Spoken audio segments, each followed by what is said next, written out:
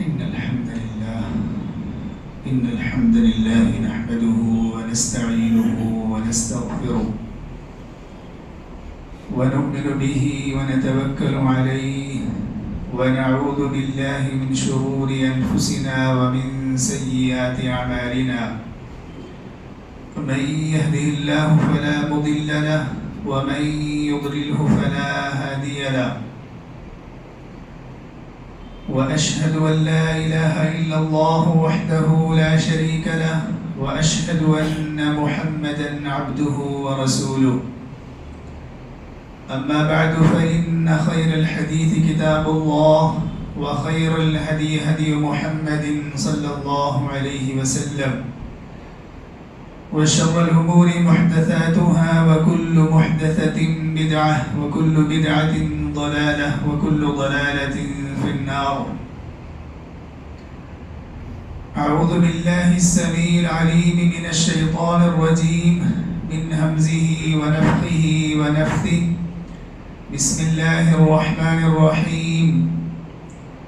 يا أيها الذين آمنوا اتقوا الله حق تقاته ولا تموتن إلا وأنتم مسلمون. يا أيها الناس اتقوا ربكم الذي خلقكم من نفس واحدة وخلق منها زوجها وبث منهما رجالا كثيرا ونساء واتقوا الله الذي تساءلون به والأرحام إن الله كان عليكم رقيبا.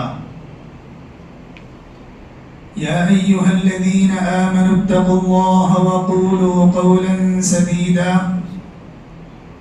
يصلح لكم أعمالكم ويغفر لكم ذنوبكم ومن يطع الله ورسوله فقد فاز فوزا عظيما. وقال الله تبارك وتعالى في موضع آخر: يا أيها الذين آمنوا قوا أنفسكم وأهليكم نارا وقودها الناس والحجارة عليها ملائكة غلاظ شداد لا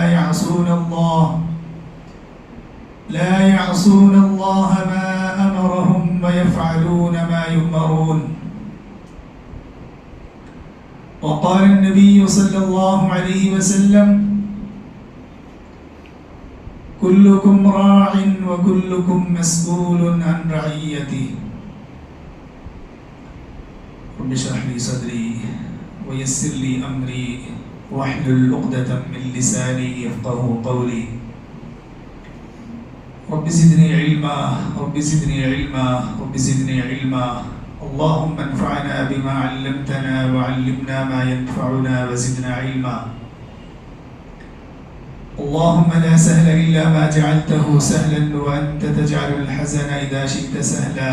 اللهم أرنا الحق حقا وارزقنا اتباعه وأرنا الباطل باطلا وارزقنا اجتنابه. حاضرین جمعہ و جماعت، بزرگان دین، نوجوان ساتھی اور اسلامی ماں اور بہنوں، خطبہ مسنونہ کے بعد سورۃ التحریم کی ایک آیت آپ کے سامنے تلاوت کی گئی ہے، جس آیت کے اندر اللہ رب العزت نے اپنے آپ کو اور اپنے اہل و عیال کو جہنم کی آگ سے بچانے کا حکم دیا ہے کہ اے ایمان والو، اپنے آپ کو اور اپنے گھر والوں کو جہنم کی آگ سے بچاؤ۔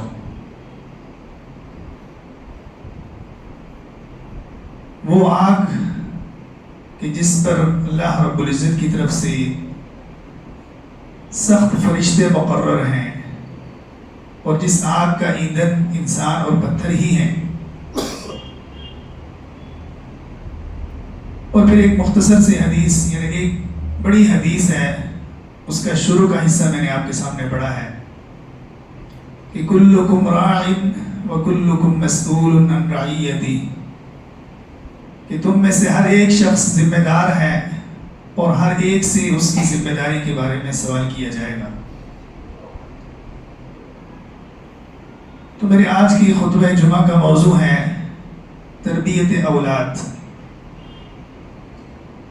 اولاد یہ اللہ رب العزت کی بڑی نعمتوں میں سے ایک نعمت ہے،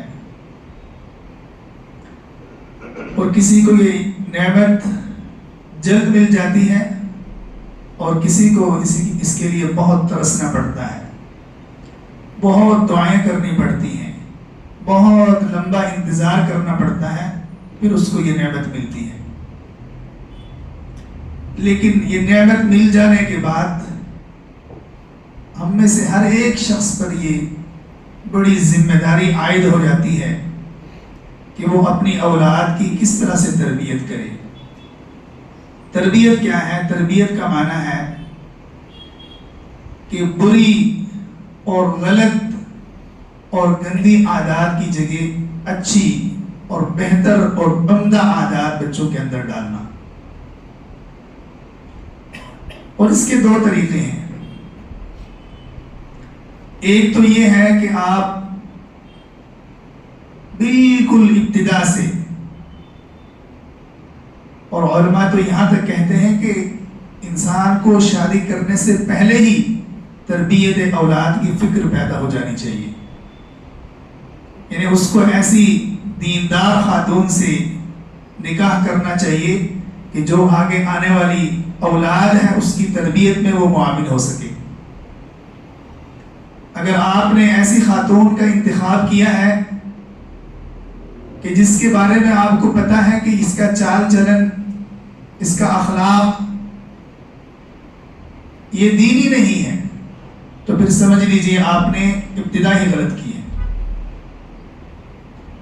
تو تربیت ایک تو وہ ہے کہ جس کی ابتدا آپ بالکل شروعات سے ہی کرتے ہیں، اور نکاح سے پہلے یا نکاح ہوتے ہی یا اولاد کے ملتے ہی آپ اس چیز پر جو ہے خصوصی توجہ دیتے ہیں، تو یہ جو طریقہ ہوگا یہ انشاءاللہ بہت بہتر ہوگا۔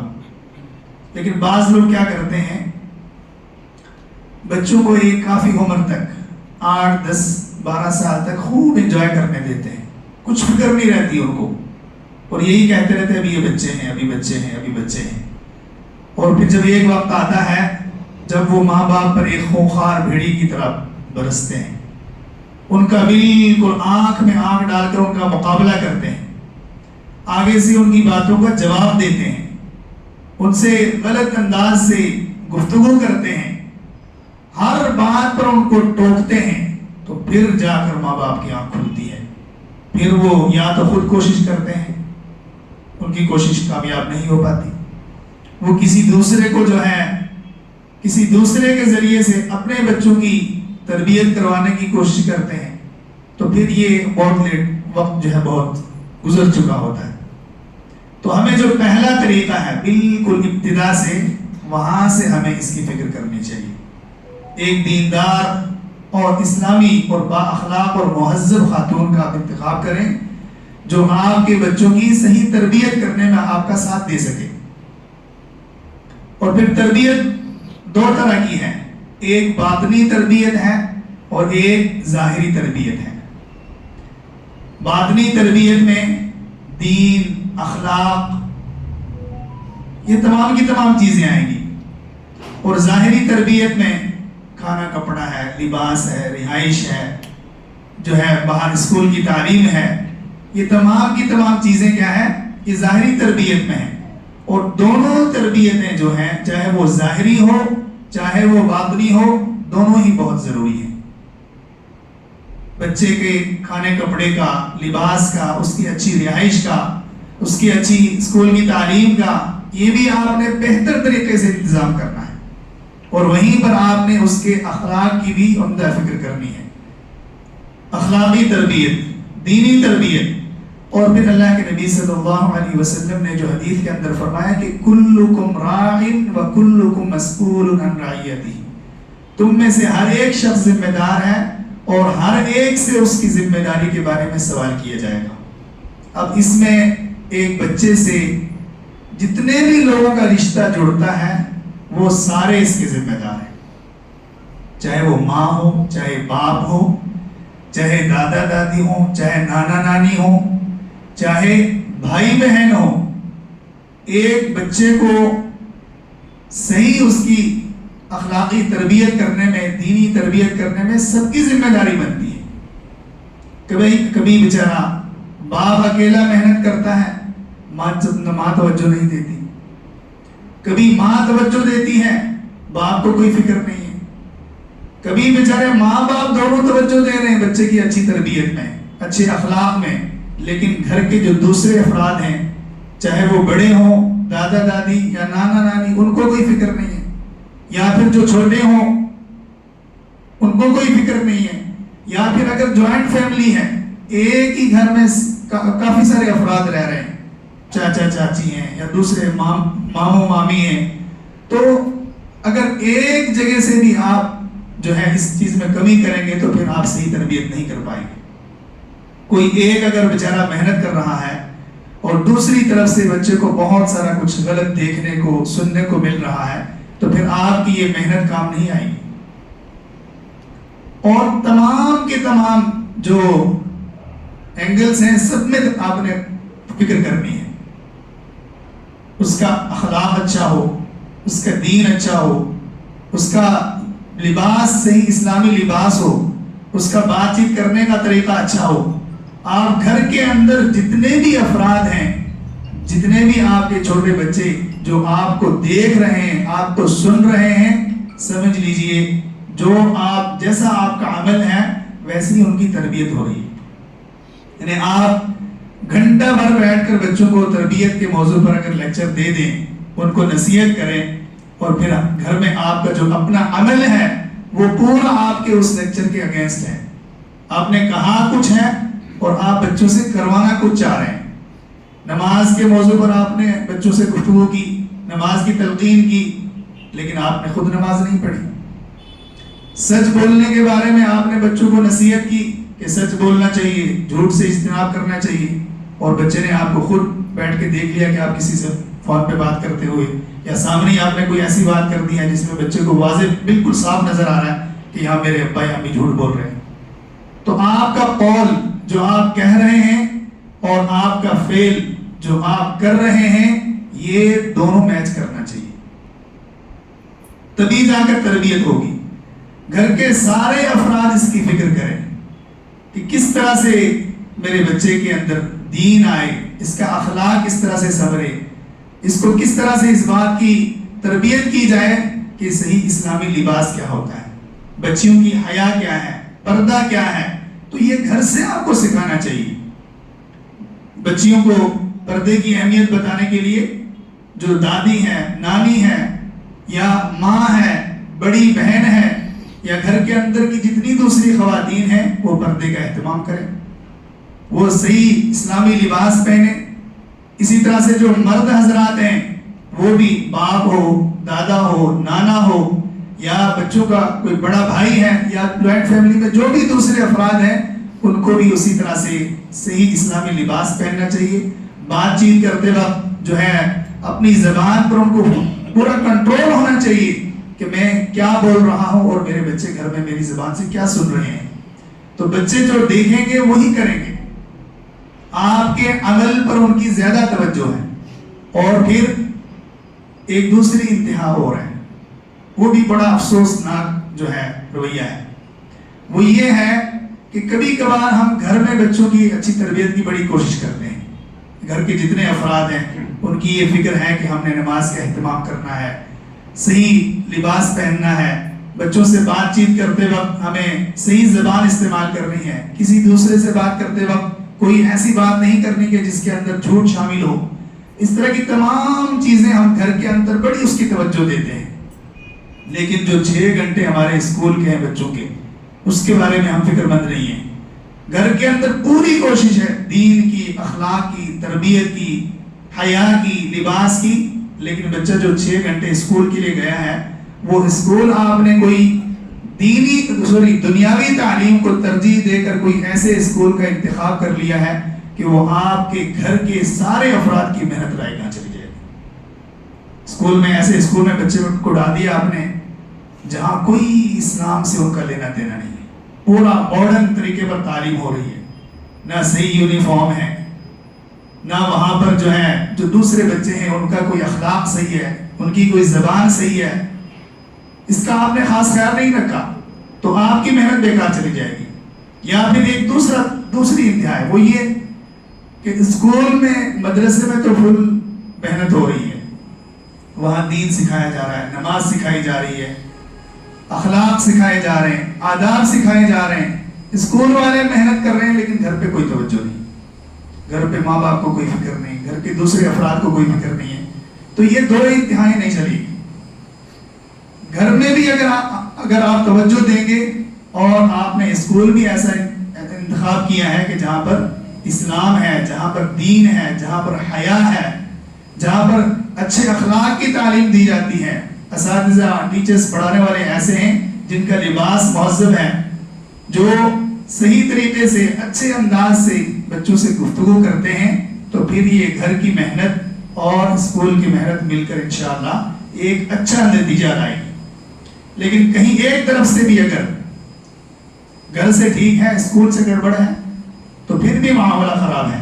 اگر اسکول کی طرف سے مدرسے کی طرف سے اگر تربیت پر کام ہو رہا ہے اور گھر میں اگر اس پر کام نہیں ہو رہا ہے تو پھر بھی یہ صحیح نتیجہ نہیں نکلے گا۔ اور اکثر ہم ایسا ہی کرتے ہیں، ایک طرف توجہ دیتے ہیں، دوسری طرف ہماری توجہ نہیں ہے۔ اگر آپ نے گھر پہ محنت کی ہے تو آپ اسی پہ خوش ہیں کہ نہیں بھائی ہمارے گھر کا ماحول بڑا اچھا ہے تو اس لیے میرا بچہ بگڑے گا نہیں، لیکن آپ کو یہ پتہ نہیں ہے کہ 6 گھنٹے تو یہ آپ کی نظروں سے اوجھل ہے، یہ کیا کر رہا ہے، کیا دیکھ رہا ہے، اس کے اسکول میں دوست یار کیسے ہیں، اس کے اسکول میں تعلیم کا معیار کیا ہے، ماحول کیا ہے، وہاں پر ان کو کیا سکھایا جا رہا ہے، اس کی آپ کو فکر نہیں ہے۔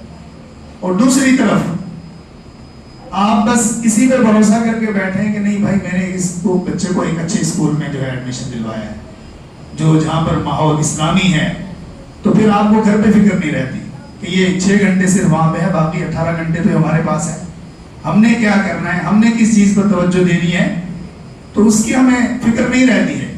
تو اسی لیے اللہ کے نبی صلی اللہ علیہ وسلم نے حدیث کے اندر فرمایا کہ کلکم راع و کلکم مسئول عن رعیتہ، ہر ایک شخص ذمہ دار ہے۔ تو بچوں کی تربیت میں والدین بھی ذمہ دار ہیں، گھر کے جو بڑے افراد ہیں وہ بھی ذمہ دار ہیں، جو دوسرے جو بچے سے جن کا بھی رشتہ جوڑتا ہے، جو بچے کے ساتھ جن کا اٹھنا بیٹھنا ہے، ان کے ساتھ جو ہے ان کے سامنے آنا جانا ہے، وہ بھی ذمہ دار ہیں۔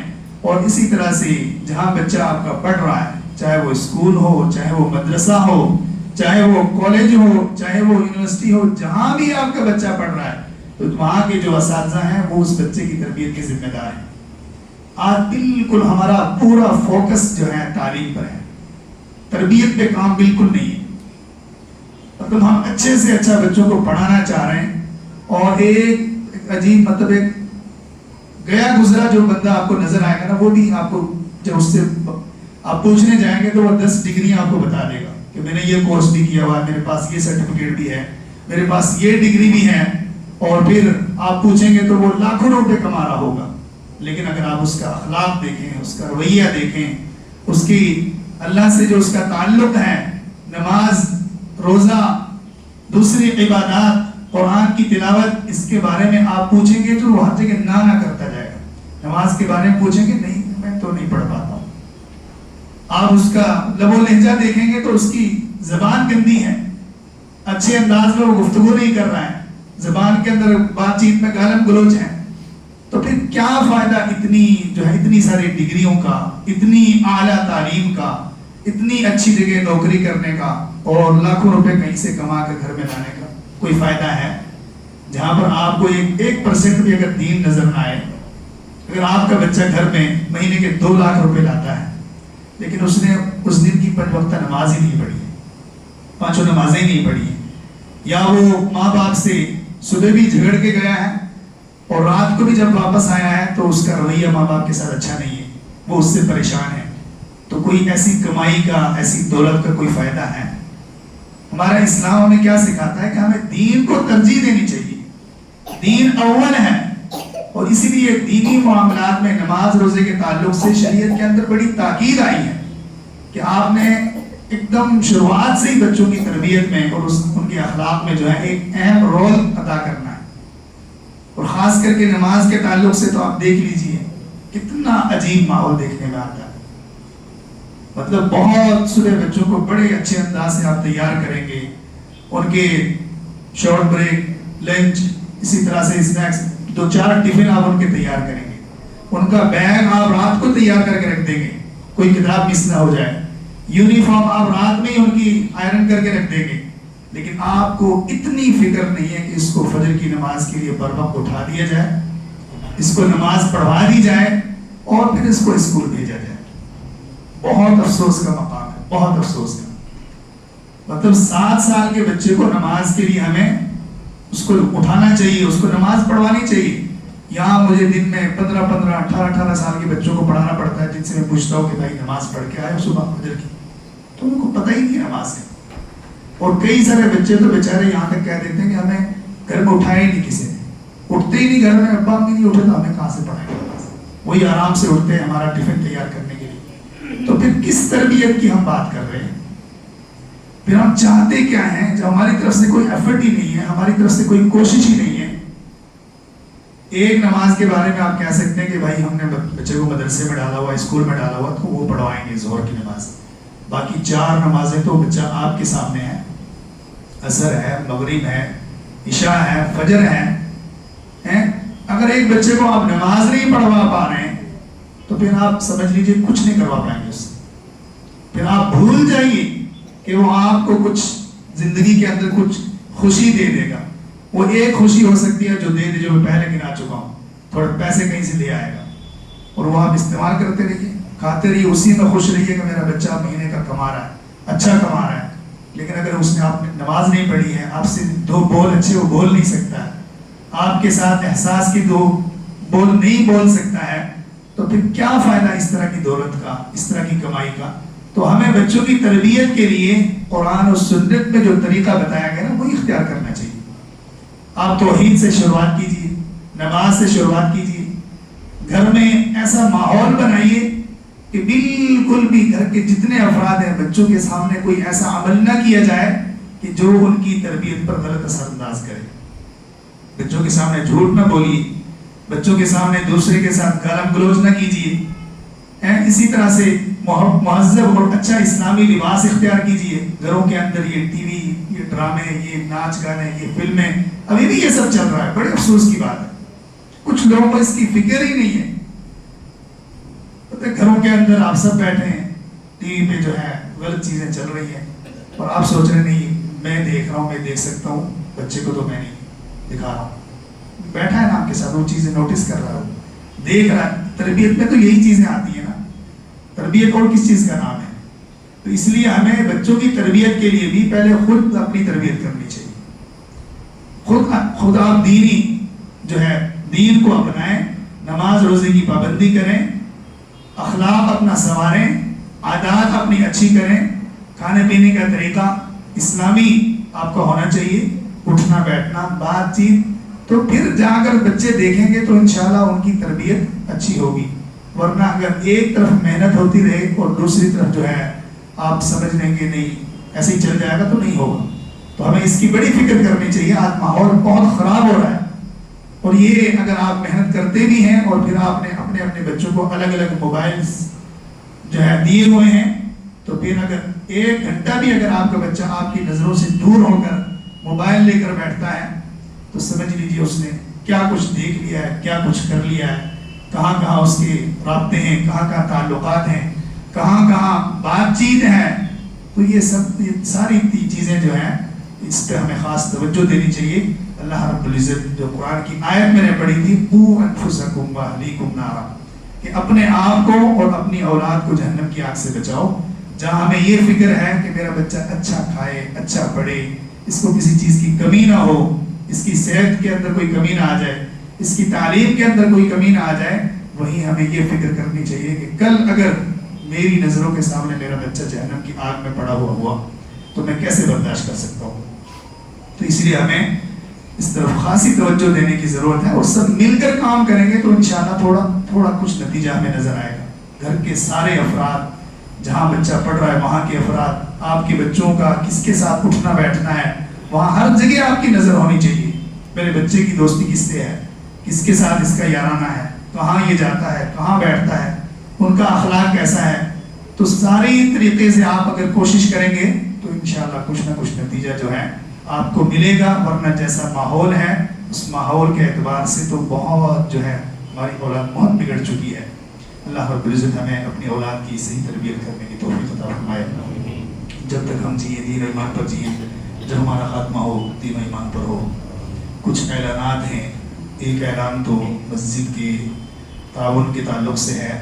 مالور سے ہمارے بھائی آئے ہوئے ہیں، مسجد محمدیہ اہل حدیث مالور، وہاں پر مسجد سے قریب ہی مسجد کے لیے جگہ خریدی گئی ہے جس کی کل قیمت 70 لاکھ روپے ہے، جس میں سے ایڈوانس 20 لاکھ روپے دے دیے گئے ہیں، اور باقی 50 لاکھ روپے جو ہے وہ اگلے 8 مہینے کے اندر ادا کرنے ہیں۔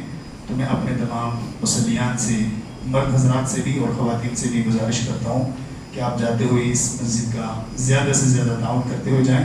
اللہ رب العزت آپ کے تعاون کو قبول منظور فرمائے۔ اس کے بعد کچھ دعا کی درخواستیں ہیں۔ ہمارے بھائی ہیں قریب میں، میرے گھر کے قریب میں رہتے ہیں، نصیر الدین بھائی، ان کا ہارٹ کا جو ہے ٹرانسپلانٹ ہونا ہے، وہ نارائنہ ہاسپٹل میں ہے، بہت ہی سیریس کنڈیشن میں ہے۔ اللہ رب العزت ان کی اس تکلیف کو دور کرے، اللہ رب العزت ان کو مکمل شفا یابی عطا فرمائے، اور اتنی بڑی بیماری جس کے اندر وہ ملوث ہیں، اللہ رب العزت اس بیماری کو جلد سے جلد دور کرے، ان کو کلی شفا عطا فرمائے۔ اس کے بعد ایک اور اعلان ہے، یہ بھی کسی صاحب نے، سلمہ خانم نام کی ان کی بیٹی ہے اور وہ کینسر کی مریضہ ہے، ان کے لیے بھی ہم دعا کرتے ہیں کہ اللہ رب العزت اس بچی کو جو ہے مکمل شفا یابی عطا فرمائے۔ باقی ہمارے ایک دو اور دوست ہیں ککا نگر سے، یاسین بھائی، ان کی اہلیہ وہ بھی کڈنی کے مرض میں مبتلا ہیں، شفا ہاسپٹل میں ایڈمٹ ہیں، ان کے لیے بھی انہوں نے دعا کی درخواست کی ہے۔ تو تمام بیمار جتنے بھی ہیں، جس بیماری کے اندر بھی ملوث ہیں، اللہ ان کو اس بیماری سے شفا عطا فرمائے، اللہ سب کو جو ہے مکمل طور سے صحت مند کرے، تو جلد سے جلد ان کی بیماریوں کو دور کر کے اللہ رب العزت ان کو چلنے پھرنے کی طاقت نصیب فرمائے۔ اقول قولی ھذا واستغفر اللہ لی ولکم ولسائر المسلمین من کل ذنب فاستغفروہ